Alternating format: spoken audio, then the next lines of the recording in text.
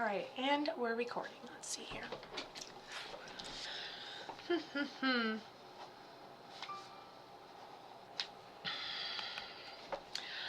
Okay, so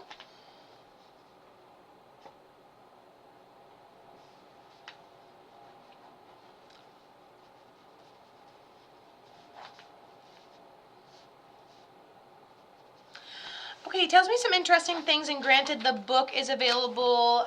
You'll be able to see everything I'm writing in the book on YouTube when it becomes available for you. So we have, who I believe is Armando here. Okay, hold on. He's doing a lot of talking. I'm just going to keep going.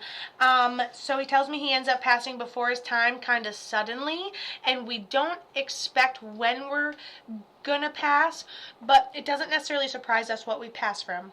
He says that he passes in a medical way, and I feel like it's something underlying that we maintain for a while until it's essentially no longer maintainable.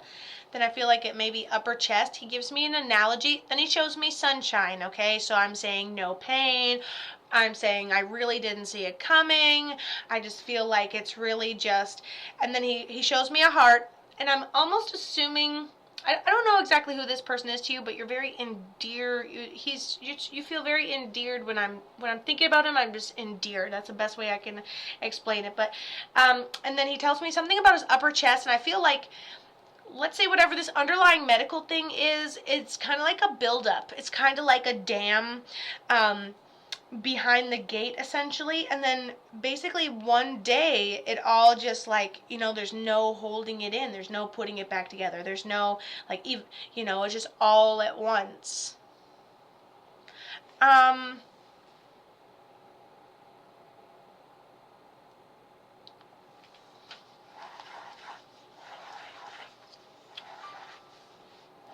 He's telling me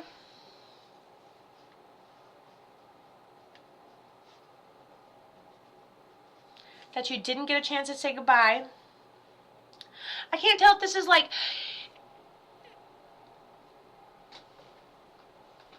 a significant other or a dad you take care of or a friend who you come off as like this Cancer energy where you're kind of an ambulance to other people and helping and nurturing others. So there's a way where you want to nurture this person, but you didn't get a chance to say goodbye. So let me know if that makes sense for you, Yolanda.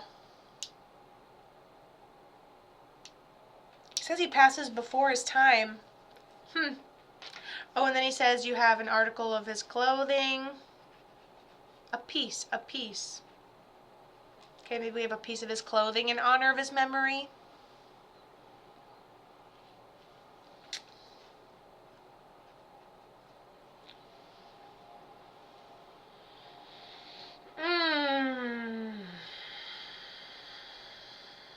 Yeah, it almost seems like we're patching something medical up until it can't be patched up anymore, if that makes any sense at all. So, we're just waiting for no... Oh my gosh!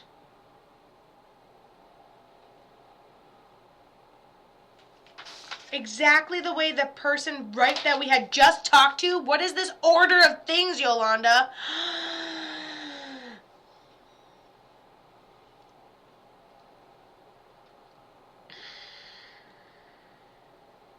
I can't even say it out loud right now. She said he was murdered and it was a gunshot.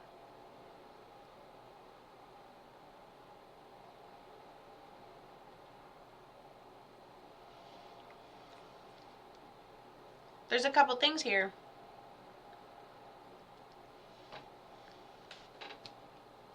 And it happened in a way that we couldn't keep ourselves in.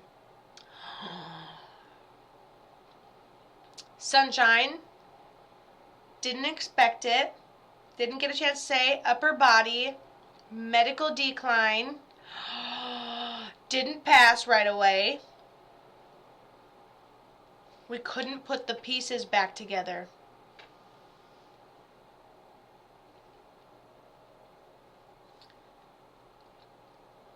Did you know the person that did it? No.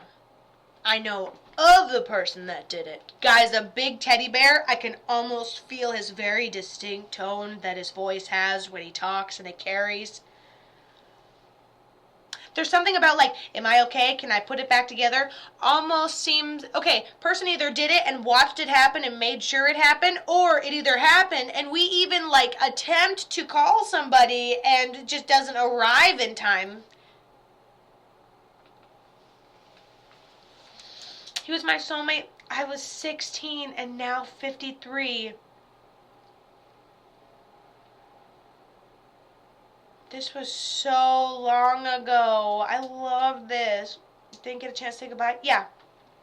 It seems like somebody that knew him killed him and shot him up. And then as soon as they shot him, we have some regret or remorse, but there's nothing we can do. We can't put it back together again.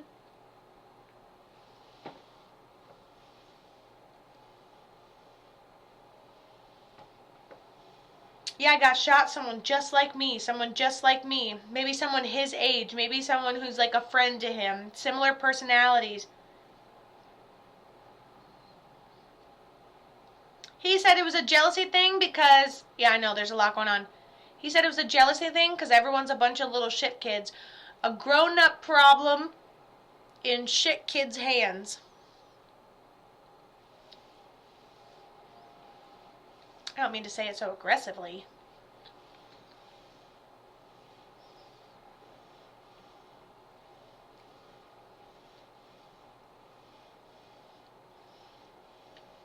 He loves the way people are choosing to honor his memory. I don't know if you have anything else of his. And then he adjusts his hat. I feel like he's always wearing a hat. And he said he had a lot of people come to the celebration of his life, the celebration of life. But you didn't get a chance to say goodbye, and I don't know if you were at the celebration. You may have been at a community celebration. Seems like little gangster adult problems for little people. That's what it feels. Does that make sense, though?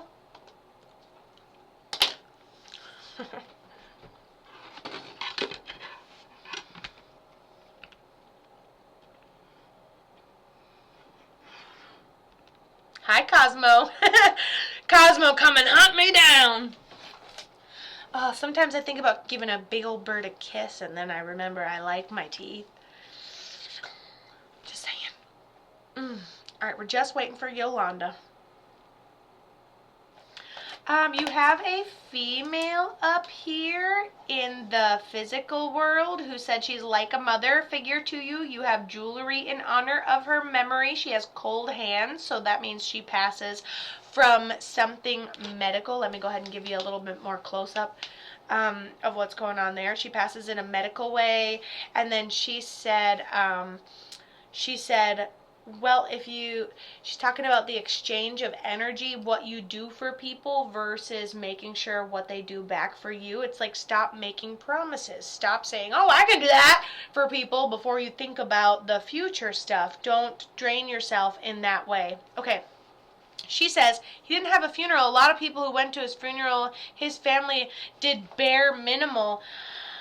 That's really sad for a 16-year-old boy. And that, you know what? The kind of situation he was in that ended up getting him killed probably had a little bit to do off the way he was raised, considering how he had no problem admitting the fact that he was kind of a shit kid.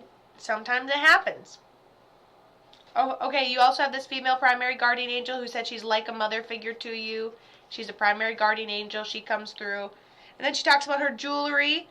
He is not 16. He's 53. Okay, so this happened. Oh, you were together when he was 16. He is 53. Okay.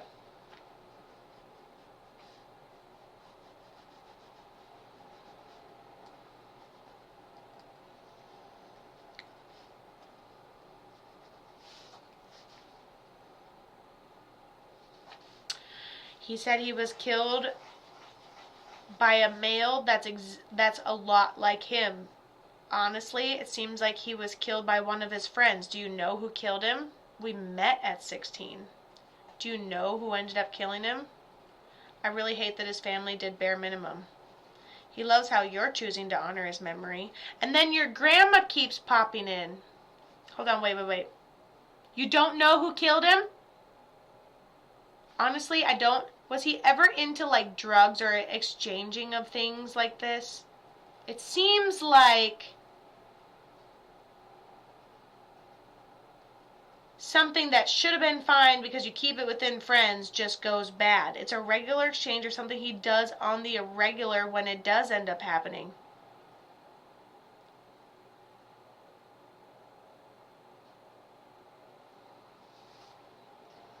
Yeah, and he still shows me that sunshine. It really feels spur of the moment, a last minute panic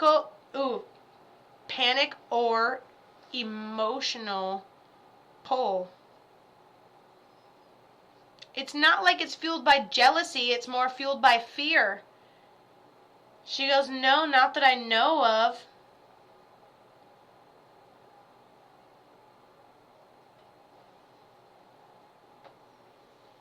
Wild.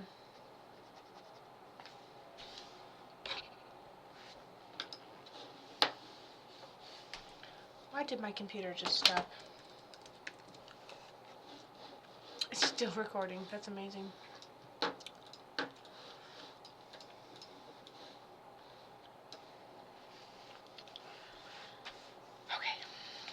Hold on, Yolanda.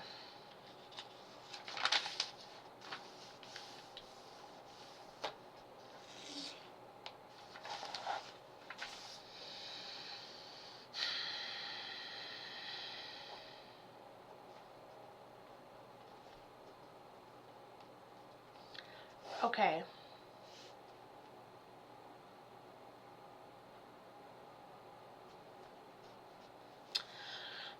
I'm going to spend a little extra long on this because I feel like he's trying to describe it. To what avail, I don't know. But somebody that ended up killing him was just like I was. Let's say same age or friend. If he passes at work, it's someone who either has the competition in the same trade. It's someone that we knew. It's a male. He didn't see it coming. That person still carries. Okay. Now,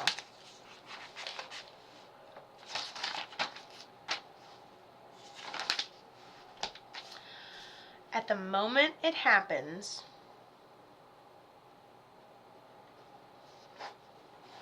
suddenly. He gives me multiple references of like not being able to patch it up, or when it all goes bad, he just kind of like, it pours out. Like everything, upper chest, unable to patch it up again. I think that's the biggest highlight we can take from this reading is the initial communication with him where he talked about upper chest, inability to breathe, can't put it back together. It seems like a situation in which someone finds him or calls right away, but it's just out of being too late. Who found him? Well, that switches it up, doesn't it? Oh my gosh, so he's working 2 jobs, he's doing good, and he was deported to Mexico. Who found him? Because there's sunshine, there's a, hey, just before help was there is when I ended up passing. We have some cognitive awareness, not that our killer's standing right in front of us. You don't know I live in Palm Springs. Oh my gosh, so this person gets deported, I'm assuming, away from you, and then all of this goes down, and he's sitting here being like, here's the person, here's the situation, here's the place, here's what they look like, here's what happened, I wasn't in pain, I wasn't sitting there for a long time, someone almost came and got me, and literally you're doing this and you're here because it's still such a mystery to you, because you guys were seemingly separated from each other. You just talked to him 2 hours prior. Oh my goodness. It seems like a good mood. He didn't have any indication of anything going negatively or wrong in any way. And you just talked to him 2 hours prior, and it had happened. He goes, well, that wasn't an accident. You guys talk all the time. Were you together when he ends up passing? Because that would explain this rose right here. I love how I just, like, never failed to make sure I got, like, I'm going to write down 2 pages of information just to make sure that I've got it all. Oh my gosh. And then did you recognize this female on the other side coming through as your primary guardian angel, the past medically like a mother figure, primary guardian angel to you? Yes. Yes. Yeah. Everything it feels like a spring day when you just clean the house the day before, and then it's just a nice quiet open windows day where you just kind of get to enjoy it. And that scene came when you said we all think it's the niece's boyfriend.